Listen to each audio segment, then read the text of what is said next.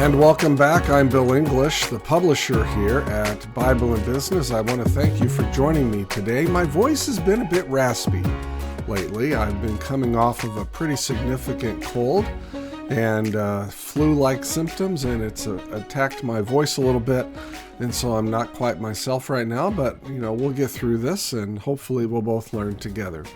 So today we are in chapter 5 of my book, A Christian Theology of Business Ownership.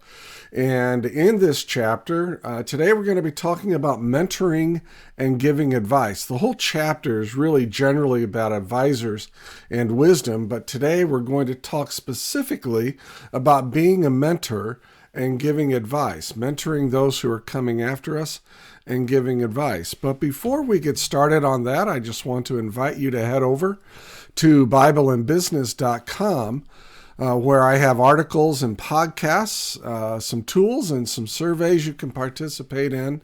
Remember that I write for Christian business owners. I minister for those who own businesses and are Christians, and also Christians who lead in business, whether it's their own business or maybe somebody else's business.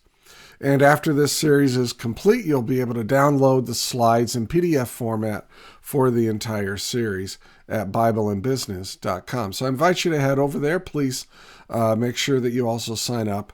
And if you would take a moment and just subscribe to this YouTube channel, I would certainly appreciate it. So today we're going to be looking at mentoring and giving advice. So let's go ahead and get started. The key idea that I want to start with here is that mentoring is mostly unspoken advice.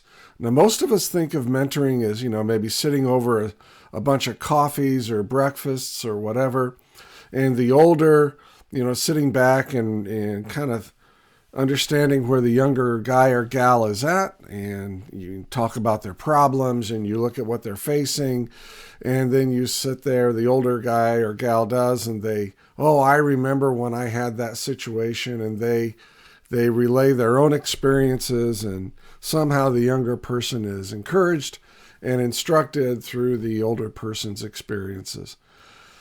While that does happen on occasion, that's usually not the way it happens. Usually mentoring is more intentional. Mentoring is more about taking somebody where they're at and saying, how can I help you be a better you? And it's really, the advice that is given is really not very credible unless the advice is lived out in the mentor's life. And that's what I mean by mentoring is mostly unspoken advice. I can sit here and give advice to people all day long, but if I'm not living it out, it's just empty words. It's just hollow words. So mentoring is really mostly unspoken advice. It usually happens within a long-term relationship, and most mentoring, most wisdom and advice that is really passed on in a long-term relationship more is caught than taught. And if you're going to get into this mentoring game, just understand that it will involve sacrifice on your part. You'll have to be vulnerable about your weaknesses and the struggles that you've had. And you'll need to also understand that your investment in the mentoring person, in other words, the mentee, may not bring about the return that you're really after. It may not produce the results that you're hoping it would produce. And if they, hear your advice and connect with you, but they don't really follow through, they're not really changing, you actually can become quite frustrated, and it can really become a very sour experience. So you need to understand that if you're going to get into this mentoring thing, if you're going to become an advice giver, that can actually be a pretty frustrating situation to be in. It can be a pretty frustrating role. And you might want to enter that with some caution, or at least eyes wide open, right? So, first of all, we're in Philippians 3:17. Paul is writing this really to the Philippians, but also later on to Timothy. He says some things. But join together, he's writing to the Philippians, join together in following my example, brothers and sisters. And just as you have us as a model, keep your eye on those who live as we do. So look, Paul knew that his life would serve as a good example to those coming after him. I have coming behind him here on the slide. But his life would be a good role model for those coming after him. Good mentors, I want you to catch this. Good mentors live lives worthy of emulation. And they're not arrogant about it, but they are aware of it. They are aware that their life is going to be emulated. And as a result, they live lives worthy of that emulation. But I have to stop here and say, these lives are not choreographed. Mentoring lives are not choreographed. Mentors are who they are. And the reason that you follow them is because of the authenticity and the integrity in their walk and in their words, right? So we said earlier that mentoring is really unspoken advice. And again, I come back to this notion that if you give advice and you're not following it, then it's really empty words. But really good mentors, they live their lives because that's who they are, and their lives become worthy of emulation. So they don't have to be arrogant about it, but they do need to be aware of it. We're also instructed in this verse, by the way, to find lives that are worth emulating. Look back here. Just as you have us as a model, keep your eyes on those who live as we do. In other words, go out and find other people who live like us and look at their lives too. So we're instructed to find lives worthy of emulation. And then let's keep our eyes, right, on those who live properly. And let's learn from them, right? Now here in Philippians 4:9, Paul writes again to the Philippians, whatever you have learned or received or heard from me or seen in me, you know what? Put it into practice. Do it. This isn't really a do what I say, not what I do. This is a do what I do, not just what I say. Do what I do and also do what I say. And what he's really saying here is if you've seen anything in me, you heard it, you've watched it in me, go do that. Because my life is worthy of emulation. Again, he is not arrogant about that emulation, Paul, but he knows that his life is worthy of emulation. And so he is so confident in the quality of his life that he can make this type of generalized instruction. And I want you to understand, and I need to understand this too even more. I'm not trying to speak at you, but when we see somebody whose life matches their words, we see a powerful life. The power of instruction plus that instruction lived out authentically, realistically, with integrity, the power of that cannot be underestimated.